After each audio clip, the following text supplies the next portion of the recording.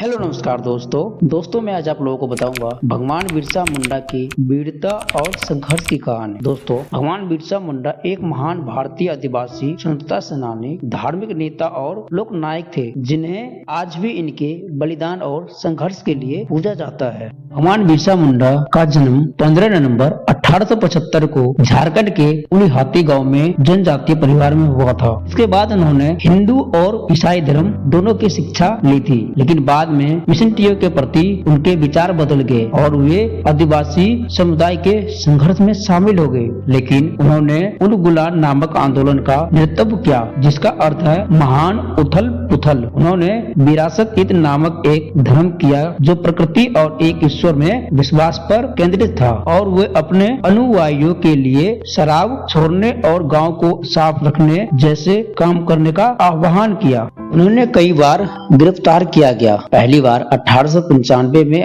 और 1990 ईस्वी में फिर से गिरफ्तार किया गया, और 9 जून 1990 ईस्वी में 25 साल की उम्र में रांची जेल में हैजा से उनकी मृत्यु हो गई। हालांकि कुछ लोगों का मानना है कि उन्हें जहर दिया गया था। उनके वीरता और बलिदान के लिए उन्हें आदिवासियों द्वारा भगवान के रूप में पूजा किया जाता है। भारत सरकार ने उनके जन्म दिवस पर जनजातीय गौरव दिवस के रूप में मनाने की घोषणा की है। उन्होंने आदिवासी समाज की नई चेतना जगाई और उनके संघर्ष को एक पहचान दी, और भगवान बिरसा मुंडा को धरती आबा के नाम से भी जाना जाता है। 20वीं शताब्दी के अंत में अंग्रेजों ने कुटिल नीति अपनाकर आदिवासियों को लगातार जल जीवन और उनके प्रति प्राकृतिक संसाधनों से बेदखल करने लगे। हालांकि आदिवासियों विद्रोह करते थे, लेकिन कम संख्या होने एवं आधुनिक हथियार की कमी होने के कारण उनके विद्रोह को कुछ दिनों में ही दबा दिया जाता था। यह सब देखकर भगवान बिरसा मुंडा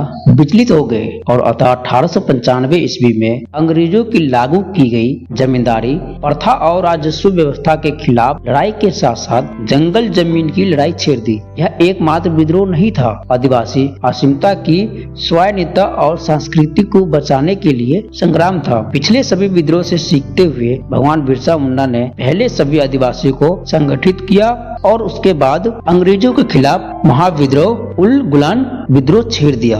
भगवान बिरसा मुंडा की समाधि रांची में कोकट के निकट डिस्टिलरी पुल के पास स्थित है। वही उनका स्टैच्यू भी लगा हुआ है।